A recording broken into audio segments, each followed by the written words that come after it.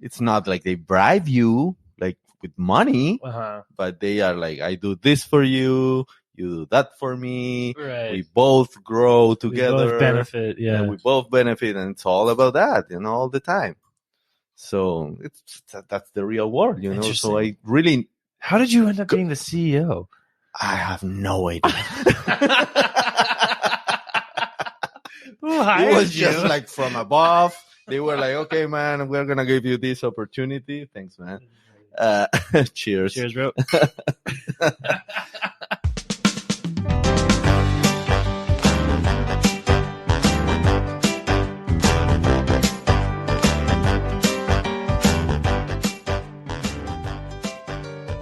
Welcome to the Nouveau podcast, the podcast that models healthy communication for men, empowering them to start the journey of self-work. Now here's your host, Thomas Pierce.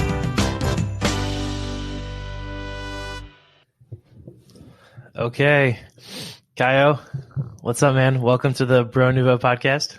Thank you, man. Thanks so much for inviting me. For sure. Yeah, I'm really happy you're here, dude. We met in the most random, well, actually, via a really random interaction. Do you remember this? How we met? Because I was camping. I was camping, and I met mutual friends of ours, and they were just like, I was camping alone. I was unemployed, and I just walked up to the camp, and Chris was there. And Lena. Yeah. So Chris and Lena, and then I think later on I had mentioned that I was looking for a Spanish teacher, and we had met before. And Lena was like, "Oh, hit up Cayo. He's a teacher." And then we became friends.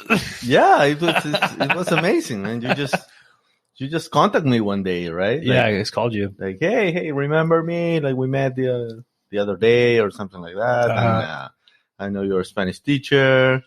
I want to learn Spanish, and yeah, the cool thing that from the beginning it was like really a cool relationship, student,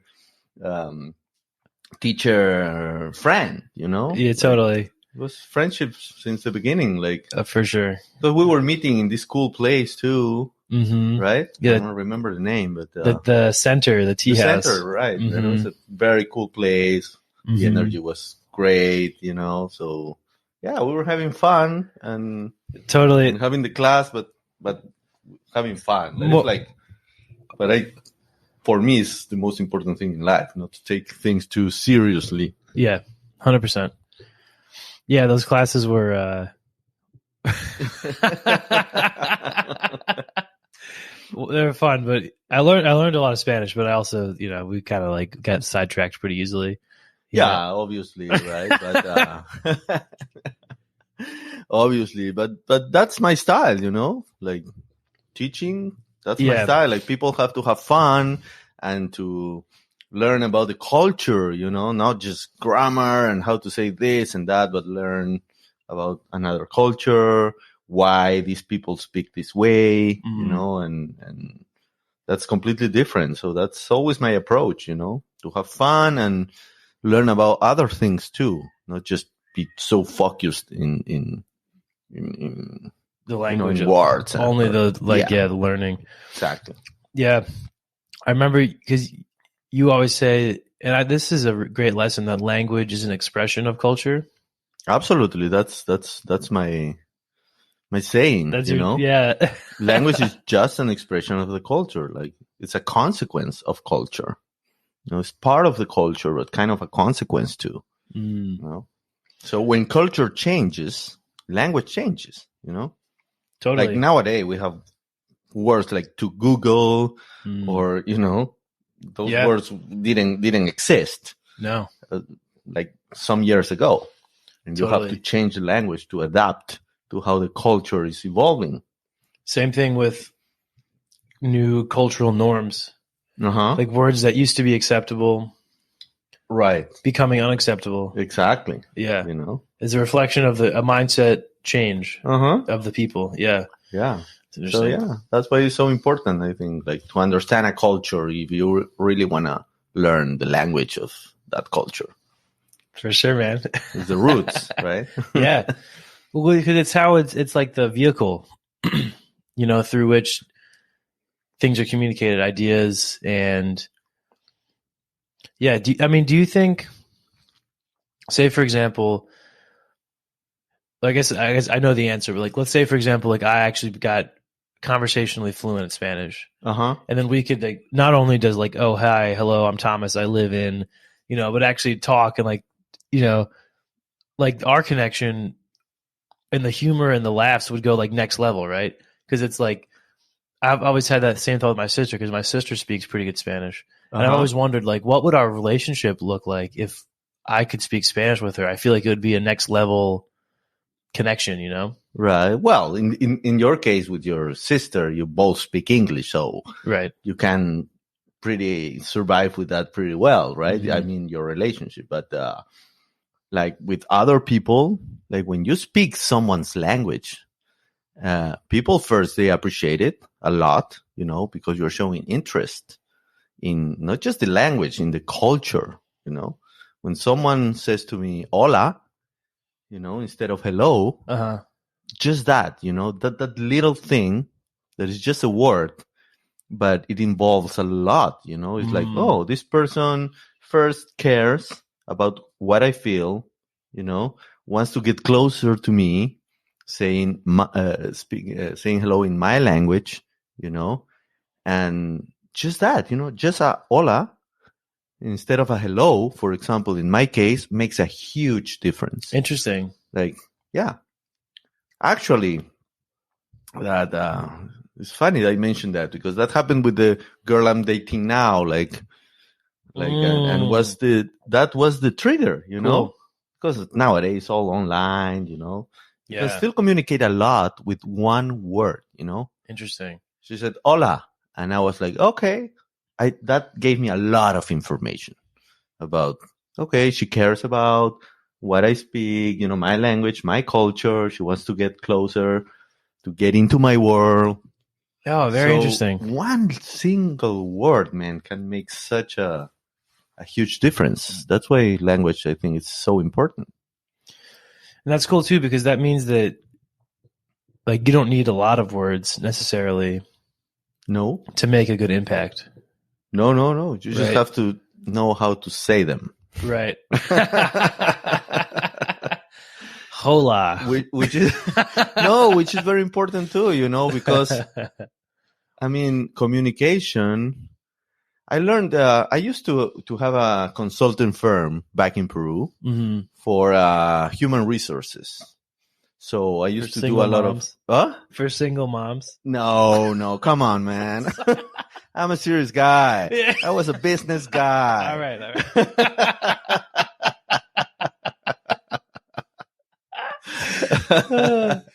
Okay. Yeah, and I would do workshops for companies, for the employees, and about, for example, communication. Oh, cool.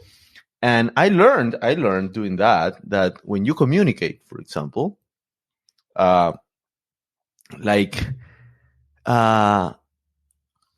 maybe if you just speak with someone not in person, you lose, like, I don't know. I don't remember the percentages, but the body language is the most important way of communicating.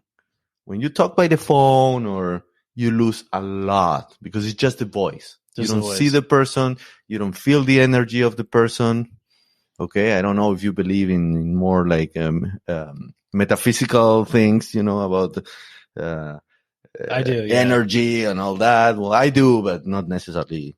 You have to believe in that, just being with someone, looking at their eyes and the way someone moves the arms and everything. Oh, it totally matters. It totally matters, and can give you a total different experience of one single sentence, Like, yeah. You can say like, good luck with that, and depending how you say it and your body language, that's like, I really wish you good luck, or you're crazy, man. Like, get out of there. Yes. You know, like it's just the same word or the same expression. So you lose a lot when you don't have the body language, and texting is just the worst. I was about to say that. A horrible way of communicating. I've had so many conflicts. Of course, because you don't know what the other people is really feeling. You just read a word. Mm-hmm. You miss like 80% of the real communication in a text message. You just get like 20%. Great points, man. Yeah, I mean, it's very important. It matters. And I think, too, it matters, like in that example of, you know, someone saying hola, it says a lot about them, and it also kind of paints a picture subconsciously of how people speak. You know, if you speak clearly or, you know, with intention, you can have a lot of impact. But it also, I think subconsciously we kind of judge each other on how we speak, right? Yeah. You know, I don't know. It's kind of like maybe like in a work setting, again, going back to the work, you know, maybe we don't think about it consciously, but if someone is kind of has low energy, or it doesn't feel like they want to be there, or say you're in a conversation and someone is kind of unfocused or doesn't look at you or wants to be somewhere else, and you feel that, then you don't want to talk to them anymore. Right. Or I wouldn't want to talk to them anymore. Right. When you're talking to someone that is not looking you in the eyes, it's like, okay, you're bored, you're not interested, you're thinking about something else. Well, that's like a lost skill too, I think, eye contact. Especially young people. I would say like my age and younger, you know, I feel, I don't know if that's a big generalization, but I don't know. It's the window to the soul, right? Speaking of like metaphysical things, you know, It's like, I can see you. I don't know, man. I can tell it's a cool thing. I feel like that's like a kind of a lost art too.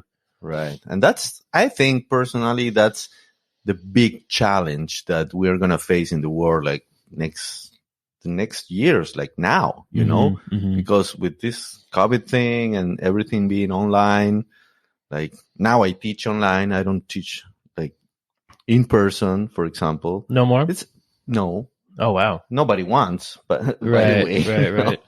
Nobody wants to commute anywhere. Everybody's working at home, you know, and that's awesome in some way, you know, like because you teach more. Pretty convenient. You have more time. You're more close to your family, many things. But the way you relate or communicate with people now, it's basically phone or online.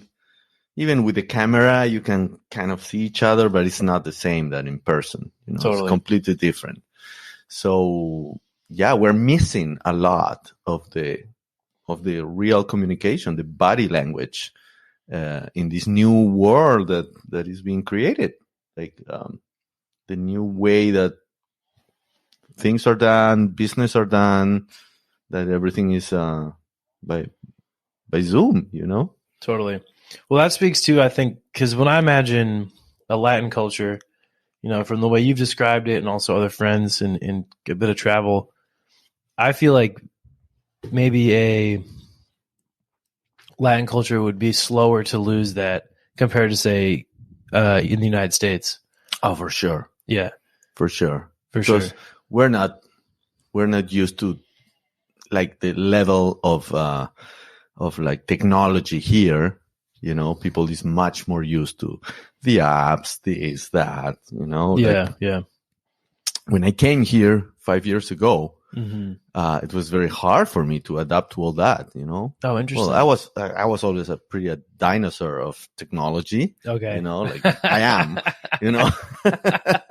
I resisted like to have a cell phone, you know, when they started to, you know, I resisted, you know, I didn't want to be controlled, you know. I had a very controlling, girlfriend at the time, and I was like, with a cell phone, I'm done, you know.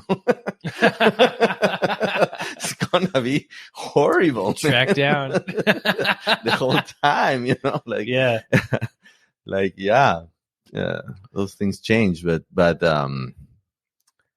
yeah, it's communicating like in person is so valuable. And for us, like Latins, we have one component of communication, one additional component, that is the touching. Like we touch each other a lot. Right. Like when you say to a friend, "Hey, I'm happy for you," you give a boom in the back. Yeah. Like, or even if you don't know someone pretty well, right. You definitely want to express something. You use your hands too, and you touch the person like good or something like, hey, you're meeting someone for the first time. You want to really express, hey man, I'm really happy I met you. You kind of give him a body hug. Like boom, with the hand in the shoulder. Bang, bang, and you do those things a lot. I do when I laugh, even with strangers, if something funny happens or like I make a joke, I do I hit them with my elbow a little bit. Yeah, exactly. Yeah. It's a way to say, what do you think of this? Right. Or like we're accomplices in this. Yes. Accomplices is the word? Accomplice. Okay. Like experiencing in this together. thing, Yeah, it's like it's very important. Cool, man. So you mentioned you're from Peru. Uh-huh. But as far as your story and I know it's a lot to pack into one answer, but as far as how your kind of path here, how did you end up at this point in your life, living in San Francisco? What were the things that kind of brought you or pointed you on the direction that eventually took you here to the US? Oh, well, that would be like for 10 podcasts. Yeah. Right? That's kind of a crazy story. But I'll try to make it very, very short so that I don't bore anybody. But yeah, basically all my life, I was a financial executive, like my adult life. Mm. And that was not me. Like my friends were into that, my family, like I was supposed all my life to be a successful business guy back there in Peru. And like, that was my road that everybody... House in the suburbs. Everybody draw for me that line, and I just followed it because I didn't know anything else, Mm. And at one point of my life, when I was like close to 40, I'm 47 now. Well, I was never really happy, Mm. I was a very mediocre financial executive my whole life. I don't have one book of finances, of investments at home back there in Peru. Not one. Okay. I just was good with numbers.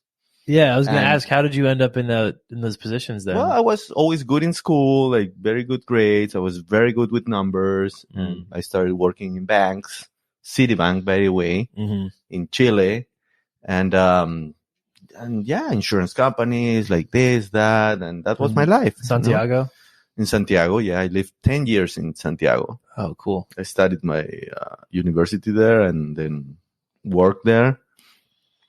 And yeah, it's what I knew. But I was not good. I didn't like it. I was not happy. Like, and I always had this feeling of something is missing in my life. Like, why am I not like really happy with my life? Like, not satisfied, And I had a pretty good life, an apartment in a good neighborhood in Lima, my car, like fun, friends, girls, like surfing. Yeah, surfing. Well, I didn't surf at that time that much. I was very like concentrated in. You were working a lot in my work and those things. Maybe traveling a little bit, but I was not very concentrated in nature, the ocean, And I had the ocean there, like 10 minutes walking from my house. Right. But yeah, and so at one point I kind of burned out. And I started to look for answers, like, what do I do? I don't want to be hanging from a tree when I'm 60, Yeah. And I ended up going to the jungle in Peru. Oh, sick. Yes, I'm sure you can imagine right now. Well, I think I've told you. I don't remember if I. I told think you you told me. Yeah. What I Some did. But some journeys. yeah, I was. Yeah, I wanted to try with ayahuasca to find myself in the middle of the jungle. So I got into the jungle for 3 months to a retreat. Did you quit your job? Well, I was supposed to be 6 months there. Oh. No, at that point, I didn't have a job anymore. Sure. They fired me. They fired you. Yeah. Yeah. You wanted out. And that's a big story. But my last job, they fired me. I was the CEO of a newspaper. That was my last job in Peru. Yeah.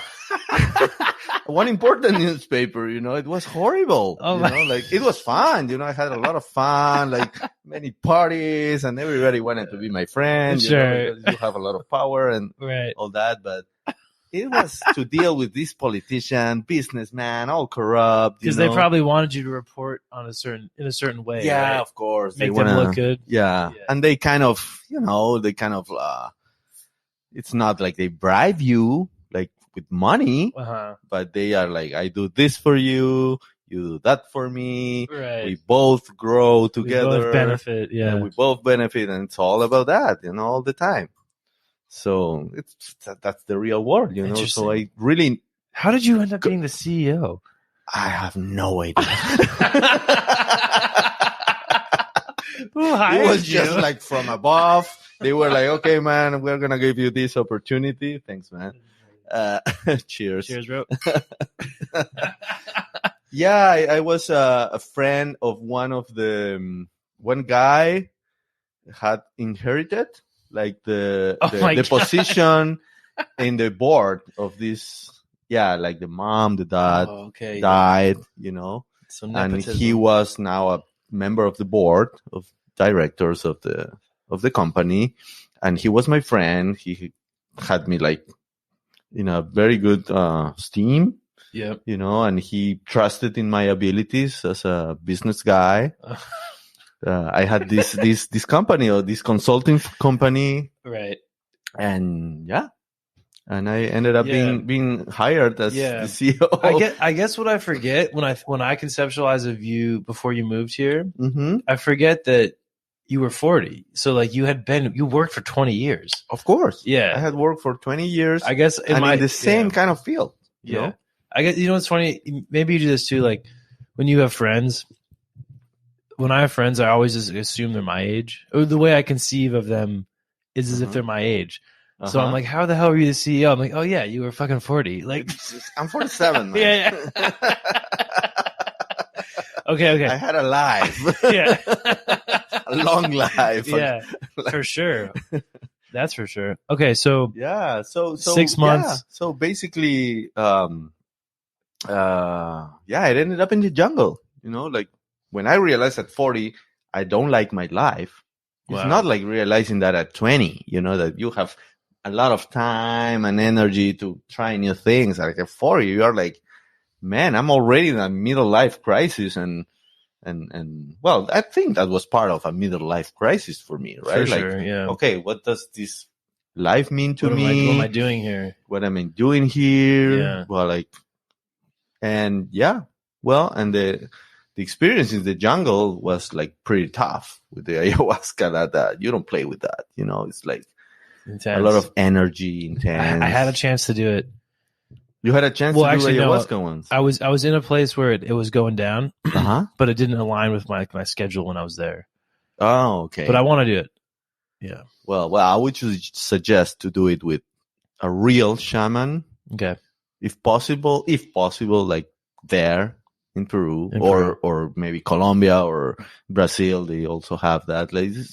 It's a culture from the jungle. Okay. The Amazon jungle, that is Peru, Colombia,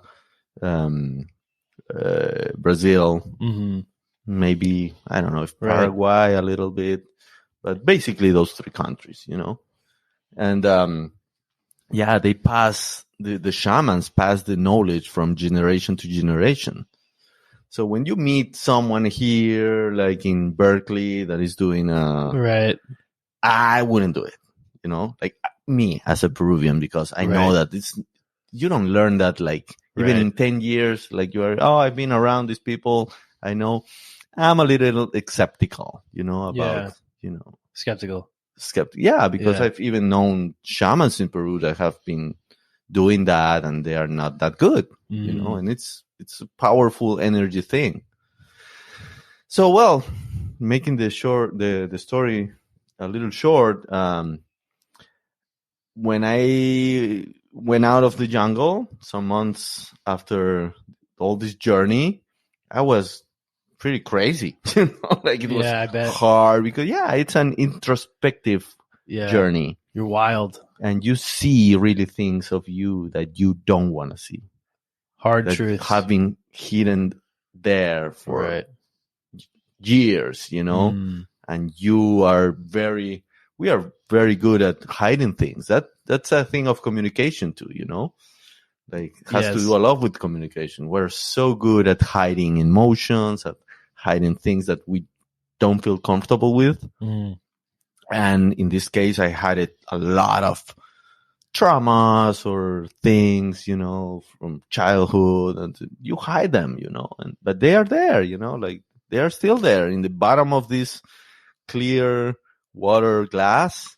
There's dirt, and these things just is like moving the glass, and then the water is like dirty, and you're like, why? My water was so clean. I'm trying to do a spiritual thing or something. That's a wonderful analogy. It's because all the dirt is coming out, so it's not a bed of roses. Did you have that vision, or in the moment, did you have that vision of the glass, or did you only think about it after? Well, I gotta be honest. That's a teaching of some Buddhist masters that explain it, the spiritual journey that way.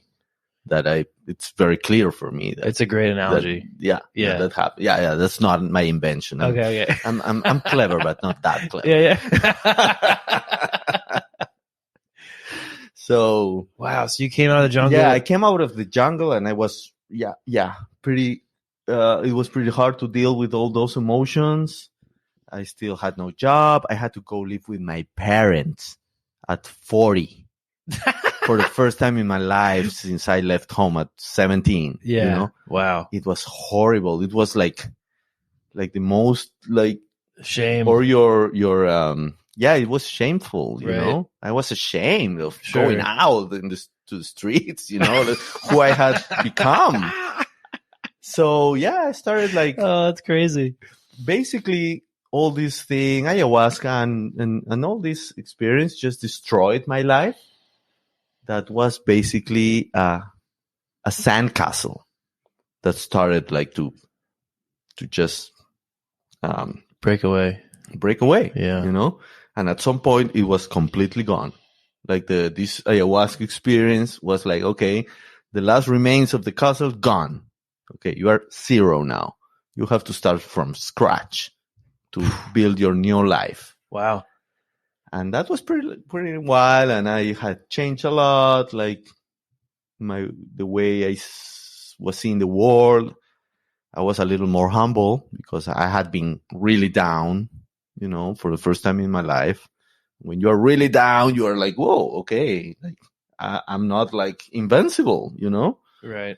And then I decided to get out of Peru and try to find myself really a little bit far away from my people, my friends, my family, because they love you. They try to do the best for you, but they also pull you to what you have known your whole life. It's very important to live abroad, away from your people, to really, not to know other cultures just, but to know yourself, how you react in an environment that is completely different than yours. With no friends, no family, nobody to depend on. It taught me a lot. I was a pretty dependent guy, and I've learned a lot to be independent and to be like to stay on my feet alone. It's wonderful. Yeah, that's what brought me here to San Francisco, because Amazing. I had family here, and when you are reinventing yourself. What better city than San Francisco? Nobody judges you. Dude, for sure.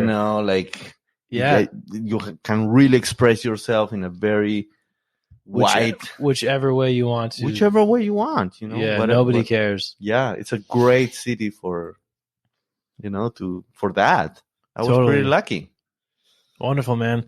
Yeah, I mean, I can relate in some way. I think because when I came out here, my family life was in a bad spot, between my parents, and everyone was in a lot of pain, and confusing. And I had gone to college about, 2.5 hours down the road. So different, but like still close enough. And then I just had I had to get out, I had to get away. And I was like, it was unintentional, to go so far away from the East Coast. Mm-hmm. But eventually, once I moved here and once I was like, okay, I'm in my spot. I moved in by myself. I knew 2 people, and they were my like landlords, basically. They were like in their 60s. Mm-hmm. Rest in peace, Ned. He just died recently. Oh, one of the guys. Man. Yeah, thanks. Yeah. But I had this moment where I was like, I realized how far away I was. I was like, oh my God. It was so far away, And I think it is like in distance, like you're in the same country, but it's pretty far away. Pretty far. Yeah. So I think on a much smaller scale, but a similar like seeking. Uh-huh. And totally found that San Francisco was like a beautiful, perfect place. Cause, I have my eccentricities, I would say. Uh-huh. And just kind of. I can't corroborate that. Yeah. And just letting those breathe, just flushing those out, and just nobody cares. It's wonderful, because I think part of growing or kind of staying where we're from is that the people who love us the most also have a lot of expectations about who we should be and who we are, Exactly. So the love can be kind of stifling. Mm-hmm. Yeah, and that's pretty important also it's pretty important to talk about these things, that can feel sometimes like sad, to talk about bad experiences. Mm-hmm. We normally don't want to talk about bad experiences. We want to have fun and talk about funny things, Yeah. Especially we guys, we meet, with our buddies, and it's like, oh, let's talk about girls. In case of we Latin soccer, right. And yeah, and that's it. Those things, and that's it most of the time. Yeah, even maybe this kind of podcast, you don't want to sound like, oh, I don't want to put people like sad talking about that. But it's important, man, because totally. Life is that. Life, you're not in life all the time having fun. No, it's like ups and downs, and that's real life. And actually, I think that it's very important to be aware of that, and to be okay with that.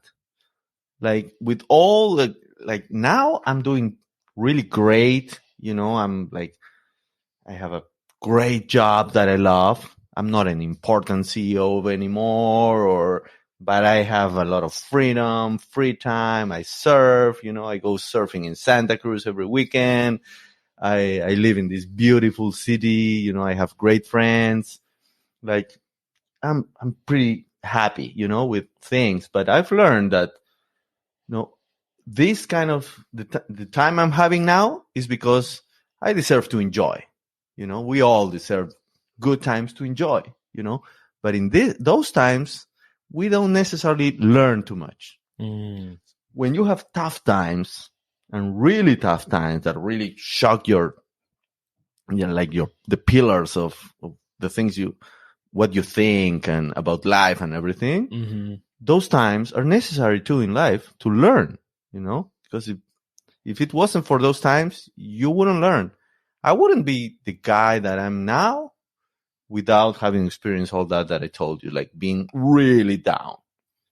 And now I'm happy that it happened. Like it had to happen. Yep. And that's what I've learned, and with feelings it's the same, like it's important to express when you're sad, when you're happy, because it's real life. Totally. If not, it's a Facebook that I call fake book life, Yeah, we are all smiling in the picture. My family is the best, Every picture is so smiley, That's not real life. Come on. We all know that. We're not that stupid. That's a fake book, and we tend to live like that, Yeah, totally, dude. And the other thing too, I think, is that I use talking about difficult things as a gauge of someone's constitution in some ways. Not in the sense that, okay, if I guess it's kind of like a standard for being a real friend. If I want to talk about something that's bothering me and someone who I think is my friend, reacts negatively, that's not a good sign as a friend, or like is really uncomfortable with it or changes the conversation, because it takes a lot of strength and vulnerability in those moments to say, like, hey, Cayo, for example, like, I'm really upset about this thing, because for me to bring that up to you takes a lot of courage. And then if you were just to be like, get uncomfortable and get awkward and change the subject, then I would not want to do it again, and I wouldn't get the help I need. Yeah. So that's why it matters. It's like, it is also like just as important, I think, as like bringing the things up is being a good friend for someone who comes to you to speak about it. Right. Yeah. I think for me, a good communicator is the one who knows how to listen. That's the first thing. Because if you don't listen, you cannot really communicate. You first have to listen, right? So it's important to try to develop like skills of listening. That's not necessarily like we are born with that, You really have to work on that, I think, and your patience to listen to people. And sometimes people say the same thing, and you have to really know how to listen in order to really know what to say, and to say something that is really meaningful, and that is going to become a conversation. I also believe that sometimes, you really, there's people, for example, because I've been there, when you are feeling really bad, you just want to talk about bad things. Totally. Okay. Like, you really want to go really deep into what you are going through. Yep. And that's not good also. I mean, as a listener, it's a lot of energy that you are like, it's emotional work carrying. It's a lot of emotional thing. And it's not good for the person that is talking, because their mind is like in this deeper and deeper hole, deeper and deeper in the hole, So it's not good for both, So in that case, in those cases, I think it's good to change the topic, put a stop, or something like that, because that's not leading to anything good, But if a friend of yours is really, you are like, oh, let's go have a beer, and you are like, oh, I'm gonna have a good time. I had a hard day at job. I want to relax, and your friend is just, going through a breakup or something really important. That's more important than having a good time in at that moment, Totally. And it's not very easy sometimes but in those cases, it's good to be compassionate, with your own friend. In the other case that I told you, the guy that goes into the hole, I think you have to be what some people say, like a smart egotistical, but smartly, because you have to think in you first. If something is affecting you, right, you have to prevent that. Totally. Boundaries. Right? But put some boundaries and protect your energy, your thoughts. Like, that's the most important thing. Totally. Because you can't support yourself or other people if exactly if I'm getting affected by a negative relationship. If you or with people, if you have a relationship, with a person that is constantly bringing bad energy and all that, you can feel like, oh, I'm gonna be the savior, like I'm gonna save this person and listen and try to. But at one point, if that's affecting you, you're not gonna be of much help in the middle term, So that's one thing that I've learned also the last years in my life. Like, and my parents always used to tell me that, like, think of you first, and it sounds like very egotistical. Is the word? Or selfish, maybe. Okay. Or selfish. Yeah. But it's a smart selfish. You're being smart selfish because by protecting yourself, your energy, your mental state, you're going to be able to give much more to other people. If you are like bad, there's not much you can give to anybody. Totally, dude. The other thing that I like to lighten up heavy conversations is just a joke. Make kind of irreverent or inappropriate jokes. About it, because it's funny. It's like if it's with someone you're really close with and they understand the value of humor, like comedic relief. It really helps. Like absolutely, being able to laugh. That's a great strategy. Being able to laugh about it. It's like, oh, dude, like, like I have an example. Like I was going to a friend's bike ride, and my bike tire popped. And this is like I had tried to fix this tire multiple times, and it turns out the rim was too small. I thought I was installing the tube wrong, but the rim was too small on the bike they sold me. So whatever. So I was in a situation where I was probably like a mile from home, and I had to go down to the Golden Gate Bridge to meet up with the group for the bike ride. So what I did was I took my front wheel off, the busted wheel, and I got on a city bike, like a rental bike, and threw my bike over the handlebars of the city bike to bike back to my house to drop off the bike. So I'm driving down Valencia Street. For people who don't live here, this is like a busy, like, shops, restaurants, also a lot of people addicted to drugs living on the streets. So I look like a fucking cracked out homeless person. I'm like biking down the street. They think I'm stealing the bike. Everyone's looking at me like, what the fuck is wrong with this guy? Right. And I'm like so frustrated because I'm late. This bike is not working, but then I just have to laugh. I'm just like, this is funny, it's like it's not even important. Exactly. It's like it's just a bike. It's just a bike. Yeah. Totally, dude. Yeah. It's like, sometimes with humor you can really you just made me remember one day we were with a group of friends in Peru at the beach. We were pretty bored because we had nothing to do for like 2 months. We were like 17 or 18, and we were just having fun at the beach 2 months, nothing to do. Summertime. Nice. And we decided to do kneeboard, like when a boat is pulling you. Okay. On the wake. And you're doing on the wake, and there was a little lagoon at the beach that the ocean had formed, like, but was like not very deep, right. Like just a little water. And we had a Jeep, some ropes, nice, and the board, like, let's do that, And we were doing that, and I had a pretty bad accident, because I hit a little thing of sand. Sandbar. Sandbar, and I was like, boom, my face to the sand, like at a pretty high speed, Ow. And my face was like full of blood, like some. Well, I'm not gonna describe this in the podcast, but it was really bad, you know.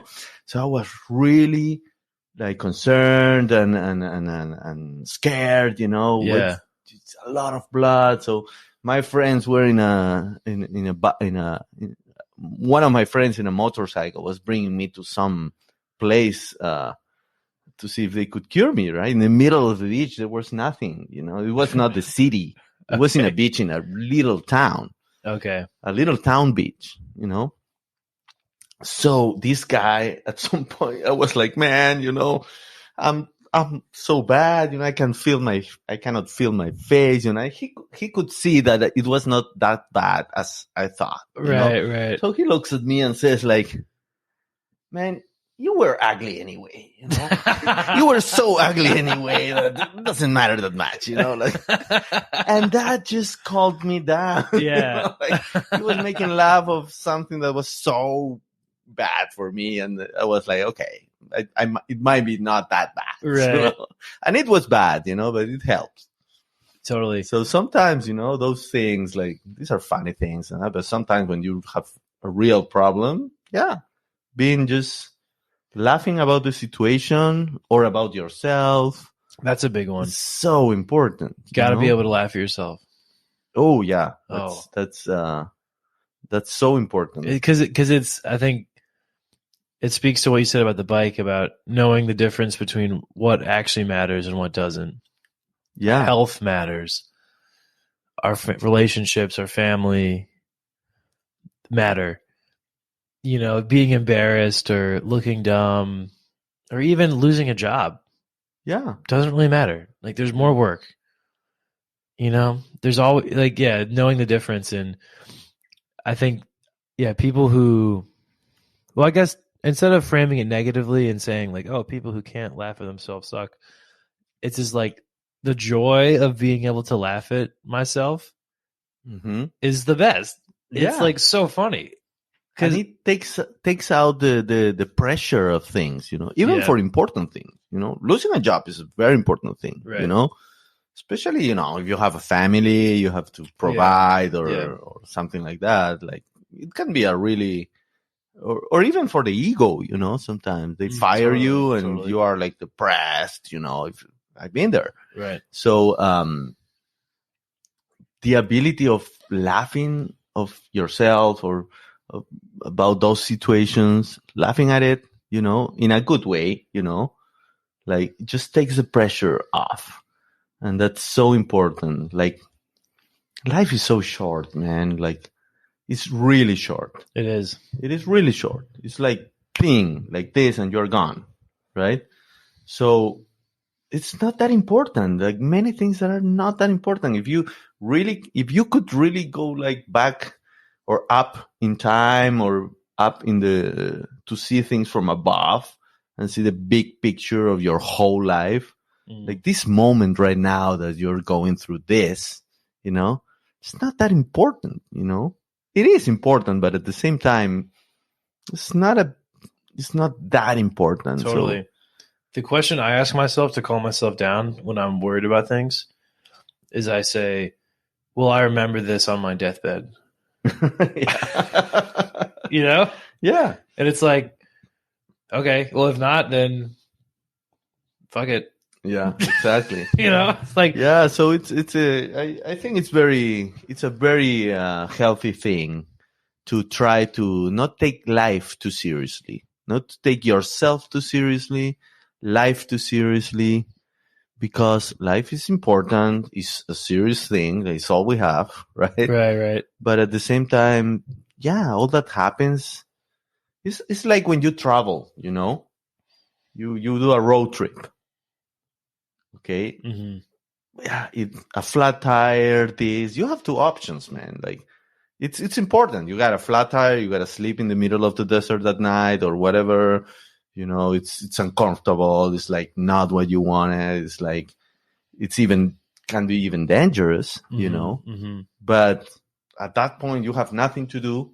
You have two options, man. You take it with a little humor, or you just get drowned in negative thoughts and why me. I got a little story to tell you about a road trip that I did in Utah last year. Cool. Last summer. I remember when you went. Yeah. I went there and I went to all the national parks. 20 days alone in my car.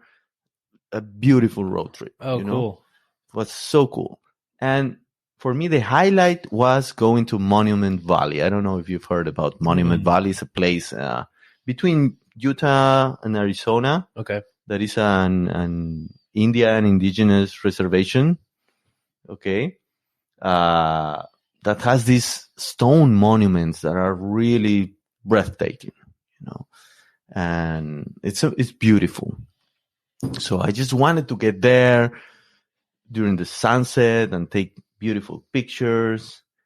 And when I got there, after traveling like 6 hours, it was the only place in the whole desert where it was raining really bad. And then there was a storm, like so bad that you couldn't see 1 meter from. Wow. I don't know. I know you don't know what meters are, but let's say. I know what meters are. Well, if you tell me, I'm if you offended. tell me I was 1 mile from, I have no idea. Like my brain doesn't process that. I know that 1 mile is 1.6 shorter distance. But if you tell me that quickly, like I cannot do the mental picture of that. Like my brain is not ready for that. Yeah, that's what I meant. I'm offended. So you're taking these things too seriously now, Okay, well, and there was this big storm, and I was like, why is this happening? I mean, I've organized all this trip just to come here today to watch this, and this is this black cloud just above me, with this storm. I cannot even take a picture. I cannot, nothing, I was inside my car. Yeah, you can't even leave the car. Yeah, it was like, oh, bad, man. And I was so pissed off. I didn't know what to do. And after like 45 minutes that I was in the car, I couldn't drive anywhere. It starts to clear the sky more and more and more. I see a little bit the sun, and then a beautiful rainbow just above the 3 important monuments there. Wow. Was like framing the picture. Like it's one of the most beautiful moments I've experienced in my life. It was beauty of nature. It was 2 rainbows, one above the other. Double rainbow framing what I wanted to see. Oh. And I was like, oh my God, like this is just nature or God, however you want to believe, whatever you believe in, it was it, like just gifting me this and telling me, man, if you really pass the storm, if you really remain sitting, you wait the storm to pass, you will see a rainbow. Without the storm, there would be no rainbow. So it's part of the same thing. It's part of the same phenomena. And you just have to recognize, right? It was a huge lesson for me of nature. Amazing. Just stay positive, because this will pass, and you might see a rainbow. And I saw it, man. Hell yeah, man. Yeah. So I'm always like, stay positive, Totally. I love that. Awesome. So we're probably coming up on time, but as I'm American and a lot of the audience is probably American, I know you might have some interesting observations on American culture, coming here from Peru and living amongst it. So what do you think are things about ourselves as Americans that we are unaware of, or blind spots that we have about? I know it's a long list, but does anything jump to mind? Yeah. And by the way, I've been living here for 5 years, right? I'm not like 30 years. Right, so I'm not the expert. Sure. Right? I can only talk about what I've noticed as a humble, almost still tourist here, right? Because 5 years is not that much, but I've experienced like the culture crash, between our 2 cultures, like Latin culture and American culture. Mm-hmm. And it's it's very different in the way that, for example, for us, I'm not saying these things are bad, good, or in the middle, because it's just different, you know? But for example, for us, like the concept of family here and the way we have a family there is completely different. You know, like, for example, like over there, like parents are a little bit overprotective, you know? They would be so happy to have you until you are 30 in the house, you know? They are so sad when the kids go to college to another city. It's like, oh, everybody cries, you know? Because, oh, my little son, you know, my little daughter is like going. Because for us, the bond of being together is very, very important. And here I had the experience, you know, talking to people that were like, man, you know, I don't know what to do. My 18-year-old or 19-year-old son is still in the house, you know. And I was like, and you're not happy? Like, I was imagining my parents, you know, like they would be like in a bliss, you know. Right. And he was like, oh man, it's just, no. And then another person was saying the same, and it was like, okay, like here is totally different. Right. You know, people really want you to go when you're 70. I'm talking generally and the experiences I've had. I've had. That's you funny. know, like probably it's not like everybody, but I could feel like it was a common thing, you know, like it's common, yeah. Like, hey, go get out of here and do your life, you know. In some ways, that's good because we are very dependent in Latin America. You know, we are very dependent on the family, on the friends. It's harder for us, to really strive in, not necessarily, but it can be. And here, you know, you're 17 and, you know, you go and swim, you know, fly. So that's good, I think, in many ways. And I think that's probably why this country is like very powerful and it's like a powerful country, productive, you know, because people is like tough, you know, you work a lot, and because you know that you leave home at 17 and you are on your own, man, you know, and that builds a lot of things inside you that are positive, you know, that maybe we don't have. We're more relaxed, you know, and right. But on the other hand, you know, having that bond so strong with your family, your friends, it's a positive thing that I miss here, you know, because that's and that has a lot to do with emotions and feeling warm and affection. So we have all that, you know, we're very affectionate, we're very family centered. We have all those values that for me are so good, you know, for a person.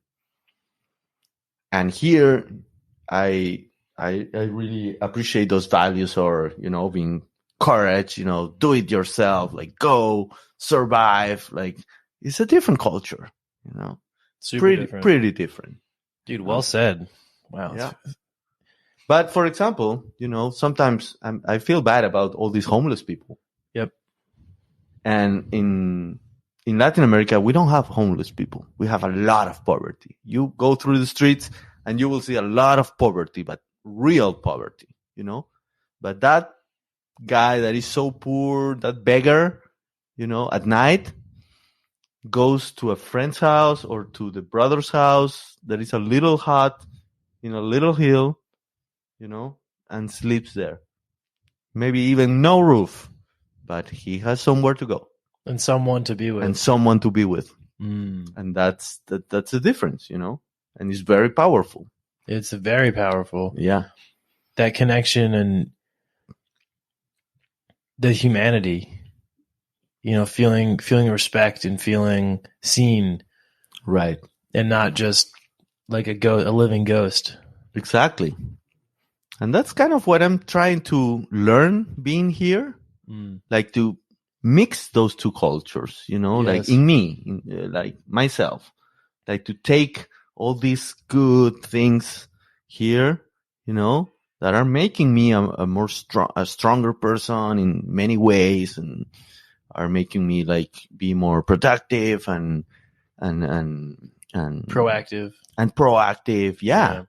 And even more, I think, well, my journey is just my journey, but I'm more like self-confident, in some ways, right? For sure. But I would like to have that I miss a lot about Latin America. Totally. That affection and family. And there's a reason Americans get burned out and go to other countries to learn a more relaxed lifestyle.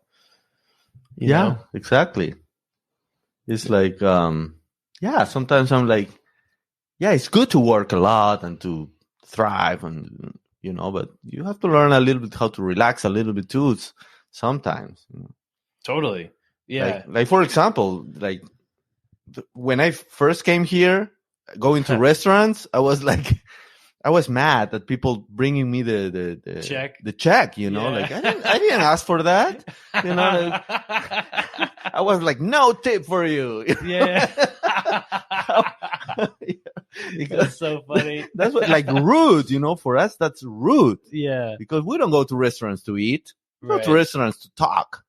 And we eat. Right. But we talk, like, we finish eating and we can be 2 hours there talking, having another one, hanging out. Yeah. We call that sobremesa. That's like the time that is, afterwards. After you eat, the time to talk, What is the root of that? Mesa's table. What's sobere? Sobre is above the table. Sobere. Okay, cool. Yeah. So I don't know exactly the meaning, but it's what we call it. You know, let's do some sobremesa, and that's like the time to talk, and it's fun and it's pleasant.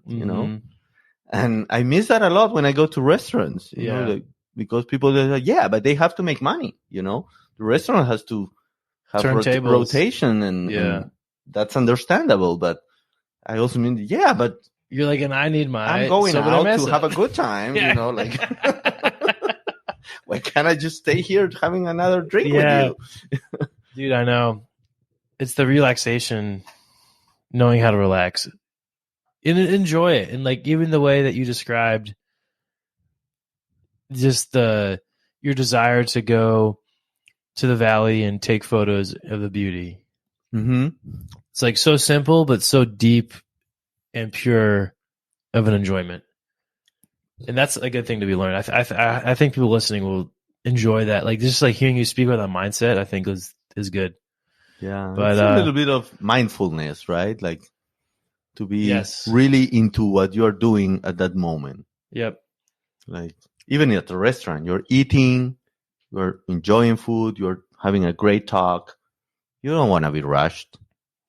That's a Buddhist teaching that I took a lot. The faster you go in life, you miss more the details.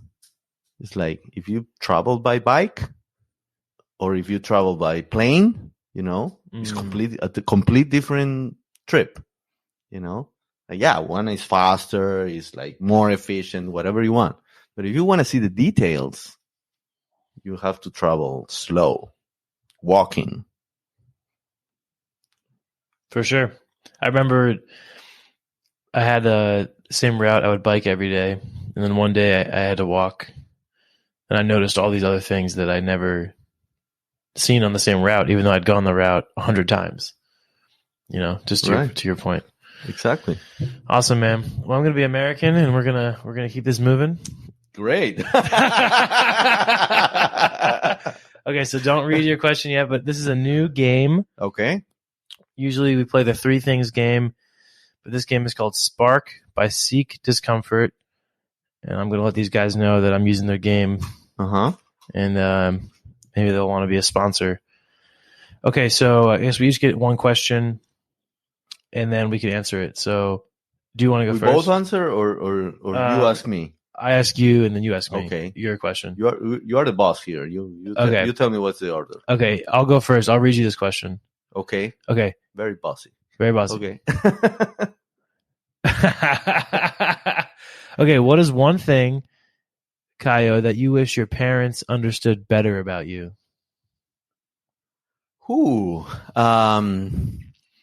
I wish they understood.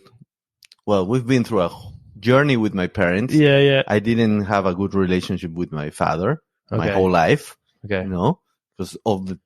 Because of all the pressure he put on me. Mm. And when I went to the jungle and I had a breakdown, he probably and all didn't like that, right? Yeah, he had to understand that life was not for me. That he had invested a lot in my university, because he did. He paid for it, a good university, 5 years in another country, like all that. And he was still calling that investment. And he had to understand that the biggest return was me to be happy, not successful. And that took many years. But now I would say, like, I'm talking in past tense because your question is about that. And I think that this is important to tell, especially for parents, and my experience.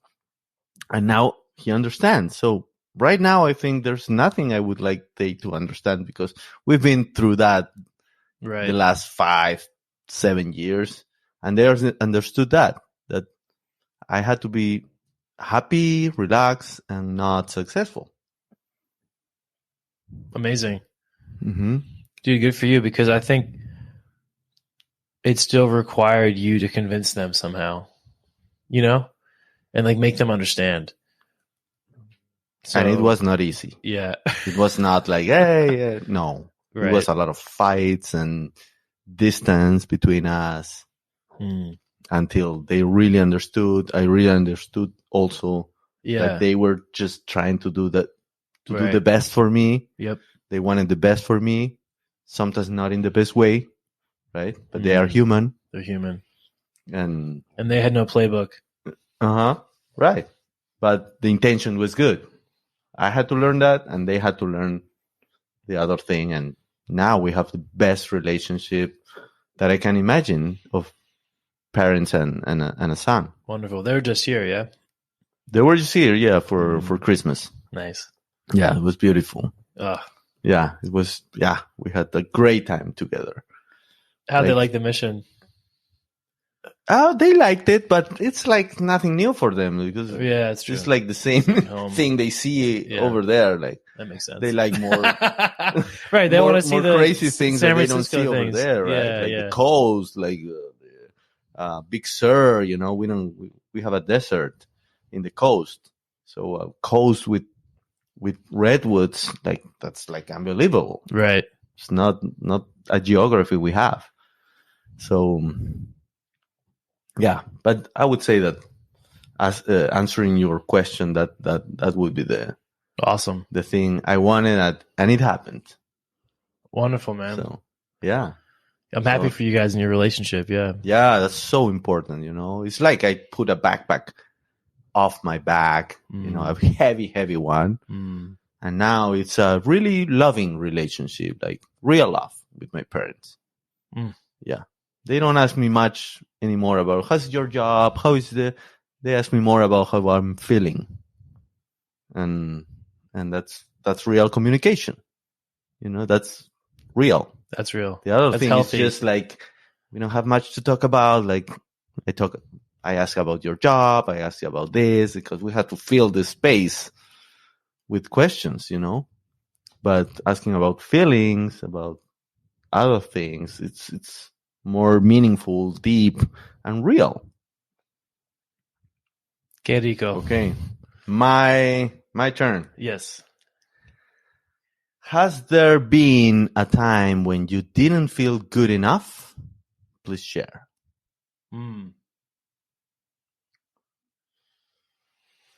Yeah, absolutely. I think the times when I don't feel good enough are when I let people I care about down. That's when I really feel it. because I think, when I was a kid, I was like a heavy kid. Were you a fat kid too? Huh? Were you a fat kid? No, never. I was always this. You felt like a kindred spirit. Like I was like a heavy kid growing up, and so I think bullying. Like I think back to that. Oh, right. So that doesn't feel good, but I think I learned pretty quickly, even as like a teenager, to not put a lot of stock in the judgment of others. My siblings, people who knew me in high school will tell you I just stopped. I don't give a shit. Like, take me as I am, like me or not. Cheers. But I think nowadays, not feeling good enough, it's like if I let someone down who I really care about, or I do something inconsiderate and hurt their feelings, or I do something that was preventable that causes harm, that's when I really feel like I'm not enough, or I feel like I didn't live up to my standards, Mm-hmm. So I think so. I just really don't like hurting people I love, Right. And I know it's unavoidable to some extent, but yeah, we're human, man. Yeah, we're human, but it's just a shitty feeling, Yeah, of course. Yeah. But I think the important thing of that is to learn, Mm-hmm. You are going to let people down. Right. It's like your whole life, because you're human, you're imperfect, right? The important thing is to be aware what happened, if in case that was a mistake, and just learn, right? But also, something that for me is very important about that I also have learned the last years, is that it's very important to know that you are good enough no matter what, because you're trying to be better. We are all trying to be better, to navigate in this ocean of this life, the best way we can. But we are human, and we are, like, especially in our Western culture, we are everybody talks about being the best. You have to be the best. If no, you have no ambition. You are like weak, Mm-hmm. and fuck, you cannot be the best. If we were all the best, like, okay, who would be the worst? That's like, if you think really, like, try to think with logic, it's impossible. We cannot be all the best. It's just impossible,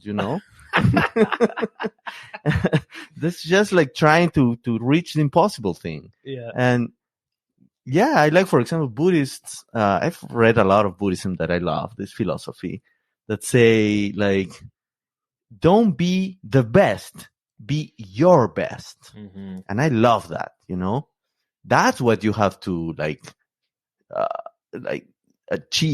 want to achieve, be your best version, but not the best, because that's not in your control, even, because there are some other people that is awesome, Totally. And also, we have gifts in life. We are good for this, for that, and we have no other gifts.